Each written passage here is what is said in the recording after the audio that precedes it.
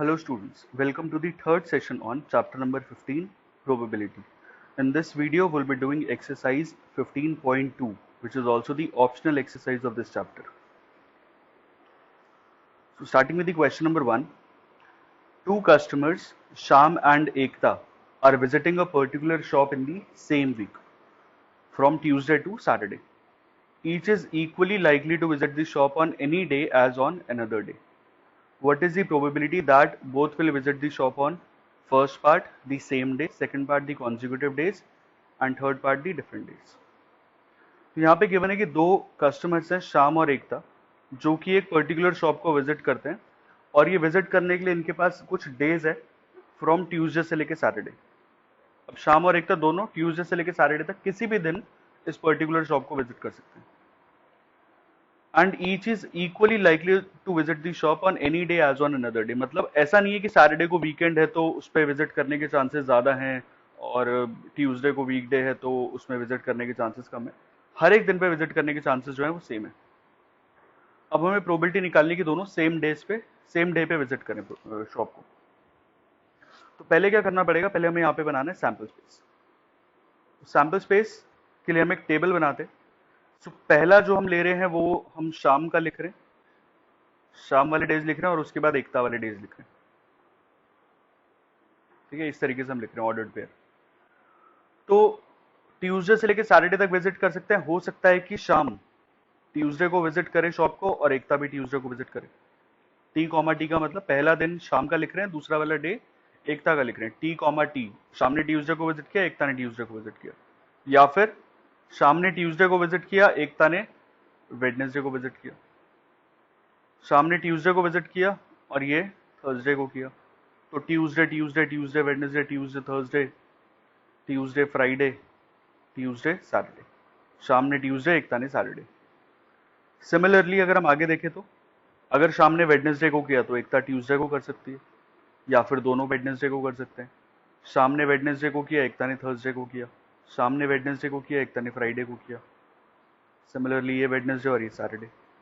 इस तरीके से हमारा पूरा सैंपल स्पेस क्रिएट होगा क्योंकि यहाँ पे टोटल 5 दिन है, ट्यूसडे से लेके सैटरडे तक देयर आर 5 डेज और 5 डेज शाम के, 5 डेज एकता के। तो टोटल नंबर ऑफ डेज निकालने के लिए विल मल्टीप्लाई 5 and 5, तो you will gate 25 which is the total number of cases. तो मैंने ये 5 into 5 का एक ब्लॉक बनाया हुआ है। वेडनेसडे सैटरडे तक हो गया। So next will be Thursday, Thursday Tuesday, Thursday Wednesday, Thursday Thursday, Thursday Friday, Thursday Saturday. Next is Friday Tuesday, Friday Wednesday, Friday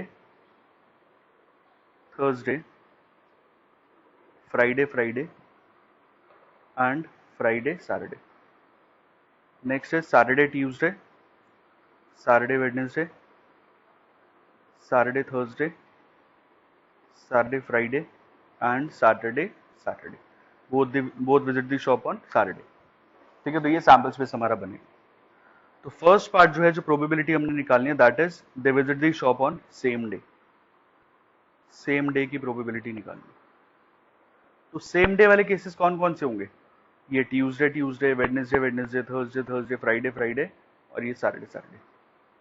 जो ये डायगोनल वाले केसेस आ रहे हैं ये हमारे सेम डे वाले हैं। तो देयर आर 5 केसेस जहां पे ये सेम डे पे विजिट कर सकते हैं and the total number of cases are 25। यहां लिख देते हैं total cases, these are 25 cases. So 5 upon 25 which is 1/5. Second part is they visit the shop on consecutive days. अब consecutive का क्या मतलब है? consecutive days का मतलब है साथ साथ वाले दिन। साथ साथ वाले दिन कौन से होंगे? अब साथ साथ वाले दिन जैसे हम देखेंगे तो ट्यूसडे वेडनेसडे, ये साथ साथ वाले दिन है। एक शाम ने ट्यूसडे को किया, एकता ने वेडनेसडे को किया, साथ साथ वाले दिन। शाम ने वेडनेसडे को किया, एकता ने थर्सडे को किया, ये साथ साथ वाले दिन। थर्सडे फ्राइडे ये साथ वाले दिन है, फ्राइडे सैटरडे ये साथ वाले दिन। सिमिलरली अगर हम यहाँ देखें वेडनेसडे ट्यूसडे, ये भी साथ साथ वाले दिन है कि शाम ने वेडनेसडे को किया, एकता ने ट्यूसडे को किया, है तो ये भी साथ साथ वाले दिन। Similarly Thursday Wednesday, Friday Thursday and Saturday Friday. Consecutive मतलब साथ साथ वाले दिन तो ये क्या क्या आ रहे हैं, 8 केसेस आ रहे हैं. सो the probability will B 8/25. Third part is they visit the shop on different days.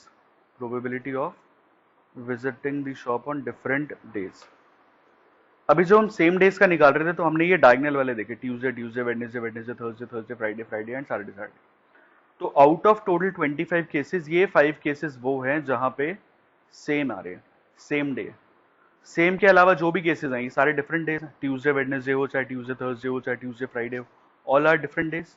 सो इसका मतलब बाकी बचे हुए कितने केसेस हैं, 20, and total number of cases are 25. So the probability will be 4/5. तो probability of visiting the shop on different days will be 4/5. Okay.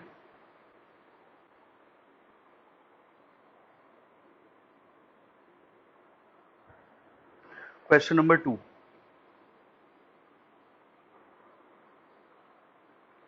Question number 2 is, a die is numbered in such a way that its faces show the number 1, 2, 2, 3, 3, 6.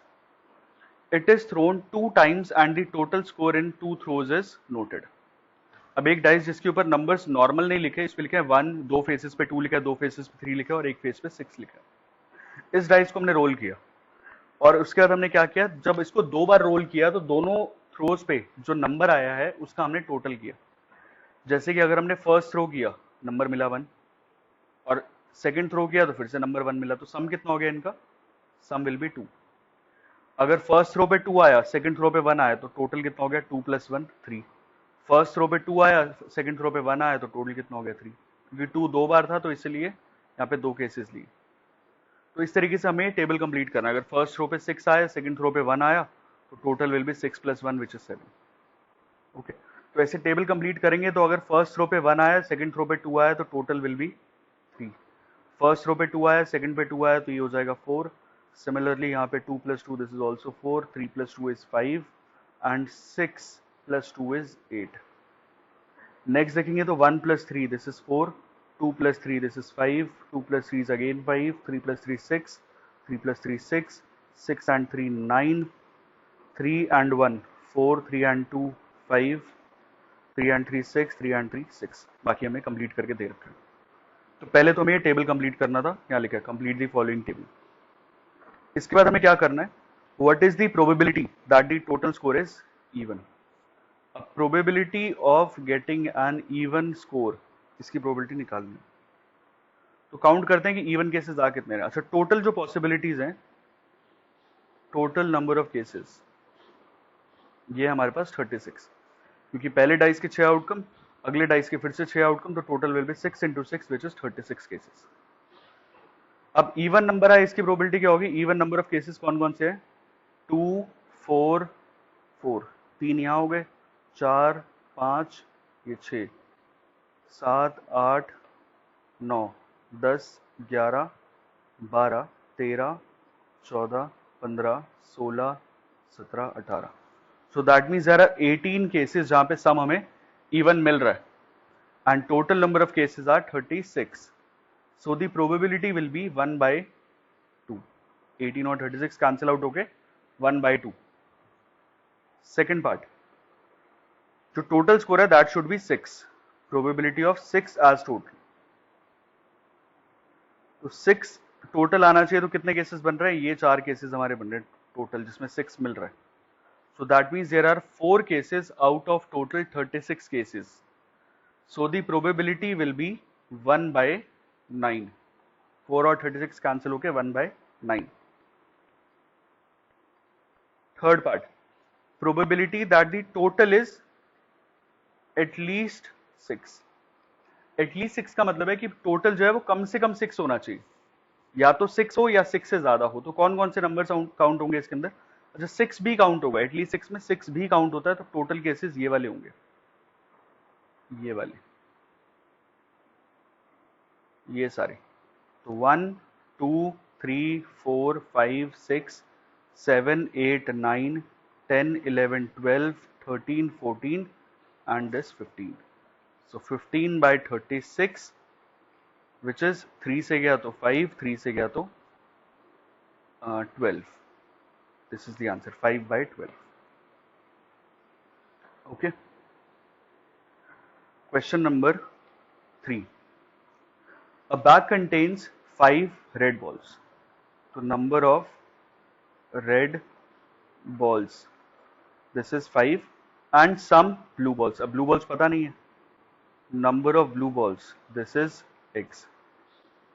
If the probability of drawing a blue ball is double that of a red ball, तो probability of blue ball is double the probability of red ball. ये दे रखा है और हमें क्या निकालना है? Determine the number of blue balls in the bag. Total number of balls, this is 5 plus x. Total number of balls कितनी है? 5 plus x है. Probability of blue ball, this is twice the probability of red. Blue balls की probability कैसे निकालेंगे? Blue balls है यहाँ पे x और total है 5 plus x is twice. Probability of red कैसे निकालेंगे? Red balls है 5 and total are 5 plus x. 5 plus x, sorry, 5 plus x cancel out हो जाएगा तो x will be equal to 10. Therefore, number of blue balls will be 10. This is the answer. Question number 4. A box contains 12 balls out of which x are black. So total number of balls,